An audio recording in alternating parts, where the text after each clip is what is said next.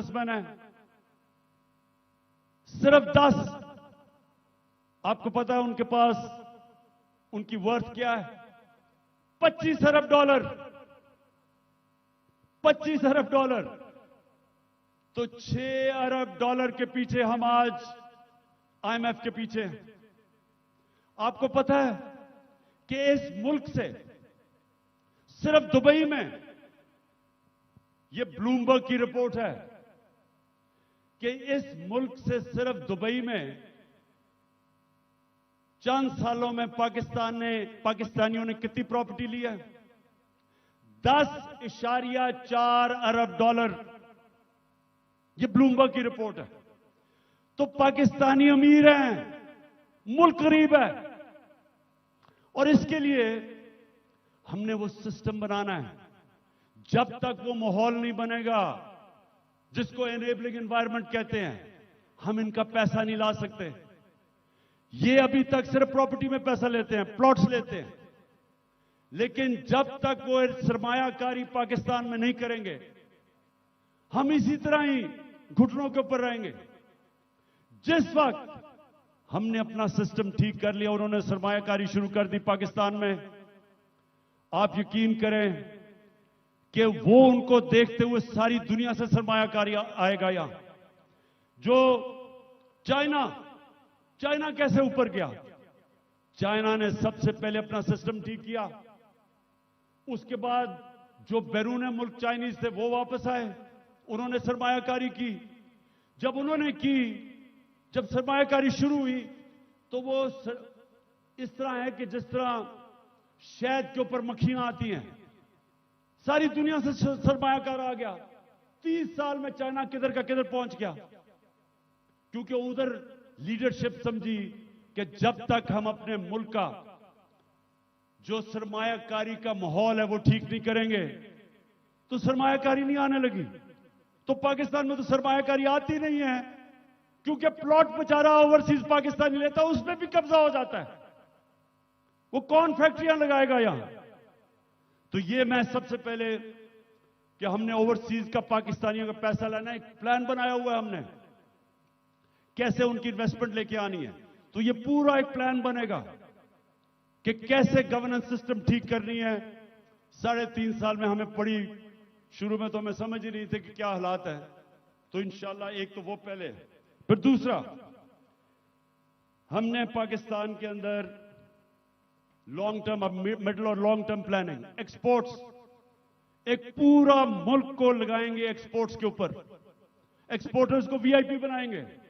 जो मुल्क में चीजें बेच के डॉलर लेके आएगा उनके लिए सहूलतें देंगे। हमने दी थी और इसकी वजह से हमारी रिकॉर्ड एक्सपोर्ट्स थी जब हमारी गवर्नमेंट गिराई गई है। तो फिर एक्सपोर्टर्स को जब तक आप उनको वीआईपीज नहीं बनाएंगे, जिस तरह ईस्ट एशिया में बनाया था, जिस तरह इंडोनेशिया, मलेशिया, ये चाइना ने जब तक नहीं किया, एक्सपोर्ट्स नहीं बढ़ेंगे। हम तवज्जो नहीं दी कभी उसके ऊपर। फिर आईटी, हिंदुस्तान की 140 अरब डॉलर की आईटी एक्सपोर्ट्स है, हमने कभी तवज्जो ही नहीं दी। हमने जब दी थी तो 2 सालों में 70% हमारी आईटी की एक्सपोर्ट बढ़ गई थी। उनको हमने उठाना है, क्योंकि फ्यूचर टेक्नोलॉजी का है। तीसरी चीज, टूरिज्म। पाकिस्तान के पास कभी हमने तवज्जो नहीं दी। ये मुल्क, और हमारी बदकिस्मती के 2 साल कोविड हो गया, कोरोना हो गया, उसके बाद टूरिज्म खत्म हो गई। तो इंशाल्लाह पूरा मेरा प्लान है कि इस बार इंशाल्लाह अल्लाह ने मौका दिया, कैसे टूरिज्म उठाएंगे। उसके अलावा हमने कभी तवज्जो ही नहीं दी मदनियात पे, मिनरल्स पे। वो इसलिए क्योंकि वो सूबाई सब्जेक्ट बन गया है, सूबों के पास कैपेसिटी नहीं है। तो इस वक्त पूरा जोर लगाएंगे कि कैसे हमने पाकिस्तान के, और यहां बहुत अल्लाह ने नेमतें बख्शी हैं मदनियात में, लेकिन हमने तवज्जो नहीं दी, उससे भी हम डॉलर पाकिस्तान में आ सकते हैं। फिर इंडस्ट्री को, और खास तौर पे स्मॉल मीडियम इंडस्ट्री, ये हमने शुरू की थी और मुझे फख्र है कि हमारी 17 साल के बाद सबसे ज्यादा इंडस्ट्री बढ़ रही थी, जो आज फिर बंद हो गई है। तो वो उसके ऊपर, और स्मॉल और मीडियम जो छोटा इंडस्ट्री है उसके ऊपर हमने पूरा प्लान बनाया हुआ है। फिर अपनी ज़राअत की हमने सिर्फ प्रोडक्टिविटी बढ़ानी है।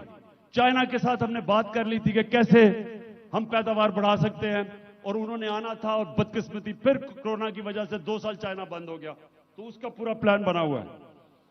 फिर जो बड़े बड़े पीआईए, रेलवे, गवर्नमेंट कॉरपोरेशन, ये सबसे ज्यादा नुकसान करती हैं पाकिस्तान में। जो हमारा जो पैसा आवाम पे खर्च होना चाहिए वो नुकसान पे चला जाता है, इनको रिस्ट्रक्चर करना है। ये भी हम आखिर में बना था, लेकिन हमारी गवर्नमेंट चली गई, इसका पूरा प्लान है। और फिर कैसे हमने अपना टैक्स कलेक्शन बढ़ाना है, अब ये जरा सुन लें। इस वक्त 22 करोड़ पाकिस्तानियों में सिर्फ 25 लाख टैक्स देने वाले हैं। 22 करोड़ पाकिस्तानियों में 25 लाख टैक्स देने वाले हैं। हमने नादरा के साथ मिलकर आइडेंटिफाई किए 4 करोड़ टैक्स देने वाले, उनके हमने टेक्नोलॉजी का इस्तेमाल करके हमने पता चलवाया कि इतने ज्यादा टैक्स पेयर जो पैसे नहीं देते, उनके लिए, ये मैं अब आखिर में आ रहा हूं, उसके लिए हमने पूरा प्लान बनाया हुआ था, लेकिन फिर हमारी गवर्नमेंट चली गई। लेकिन जब तक हम अपना टैक्स बेस नहीं बढ़ाएंगे, जब तक हमारा टैक्स नहीं बढ़ेगा, मुल्क आगे नहीं चल सकता।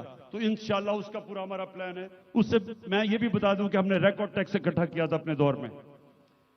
और फिर मनी लॉन्ड्रिंग, ये देखें हमारी जो एलीट है मुल्क की, शायद ही किसी मुल्क में ऐसे हो कि सारी एलीट जो पैसा होता है वो बाहर भेज देती है। प्रॉपर्टीज इनकी बाहर हैं, जिस तरह मैंने दुबई में बताया, लंदन, सारी दुनिया में। तो और ये चोरी का पैसा होता है। तो जब तक हम इसको कंट्रोल नहीं करेंगे, और ये होगा रूल ऑफ लॉ से, जितना हम अपना कानून तकड़ा करेंगे, हम इतना पैसा हमारा मुल्क से बाहर चला जाता है, डॉलर्स बाहर चले जाते हैं चोरी के, हमने वो रोकना है। आखिर में इस दौरान जो मुश्किल वक्त है, आज कमजोर तबका हमारा पिस गया है, तनख्वाहदार हमारा पिस गया महंगाई की वजह से। तो हमने जो चीजें शुरू की थी उसका मैं आपको बता दूं कि सबसे पहले हमने हेल्थ कार्ड, जो हेल्थ इंश्योरेंस थी, कि हर लोगों के लिए 10 लाख रुपए के लिए हेल्थ इंश्योरेंस, हर खानदान के लिए किसी भी अस्पताल में अपना इलाज करवा सके, वो सबसे ज्यादा जो बंद किया गया कई जगहों के ऊपर, वो फिर से हम शुरू करेंगे। क्योंकि ये आजकल के दिनों में, महंगाई के दिनों में, एक बीमारी हो जाती है घर में, सारा घर मकरूज हो जाता है। तो जो हेल्थ कार्ड है वो हमारा पूरा इनिशिएटिव है, और इंशाल्लाह वो नंबर 1 होगा कि हमने अब लोगों को कैसे तहफ़्फ़ुज़ देना है, सोशल प्रोटेक्शन कैसे करनी है। दूसरा, हमने सानिया निश्चित ने एक जबरदस्त प्रोग्राम निकाला है, और वो है हमने अब राशन देना है लोगों को। वो कैसे करना है, हमने अब पूरा डेटाबेस बनाया है। हमने देखा कि कौन कौन से खानदान, उनकी इनकम कितनी है जो मुश्किल में है। तो इसको कहते हैं टारगेटेड सब्सिडी। पूरा प्लान ये है कि उनको डायरेक्ट हम पैसा देंगे, ताकि जो गरीब लोग हैं उनको, जो कमजोर हैं, जो मुस्तक हैं, उनको डायरेक्ट पैसा मिले। आजकल के मुश्किल दिनों में उनको खाने पीने की इतनी चीजें महंगी हैं। तो एक ये पूरा प्रोग्राम हमारा बना हुआ है। फिर हमने नौजवानों को लोन्स देने हैं, सूद के बगैर कर्जे, ताकि वो अपनी बिजनेस शुरू कर दे। हमने कामयाब जवान में काफी किया था, लेकिन इंशाल्लाह उसको अब और आगे लेके जाएंगे। फिर घर बनाने के लिए, तनख्वाहदार तबकों के लिए हमने पहली दफा पाकिस्तान में घर बनाने के लिए हाउस फाइनेंसिंग शुरू की थी। सस्ते सूद के ऊपर कर्जे, यानी अगर, क्योंकि कैश तो लोगों के पास होता नहीं है, लेकिन जितने पैसे लोग किराए पे दे रहे हैं वही किस्त बन जाए और उसी में घर उनका हो जाए। तो ये हमने पूरा स्कीम शुरू की थी, फिर से करेंगे, क्योंकि तनख्वाहदार लोगों के लिए अपना घर बनाना नामुमकिन है, वो फिर से शुरू करेंगे। फिर कच्ची आबादी, इतनी ज्यादा कच्ची आबादियां हो गई हैं। हमने आखिर में ये प्रोग्राम बनाया था, क्योंकि टाइम लगा डेवलप करने में। अब सारी कच्ची आबादियों के अंदर, ये मलेशिया में भी हुआ है, ये तुर्की में भी हुआ है, हम क्या करेंगे कि उनके लिए मॉडर्न फैसिलिटीज उधर ही खड़ी करेंगे, और डेवलपर को कहेंगे कि वहां एक बिल्डिंग बना ले, और वही उनके लिए बिल्डिंग बनाए जिधर उनको फैसिलिटीज मिल जाए, पानी मिले, सही मायने में वो रह सके, बजाय गंद के अंदर कच्ची बादी में लोग रहते हैं, और घर भी अपना हो जाए।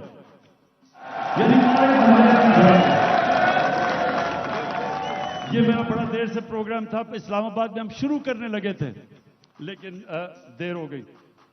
बाजवा साहब को इमरान खान बड़ा खतरनाक लग रहा था, इसलिए उसने काम कर दिया। हमने कैसे लोगों को रोजगार देना है?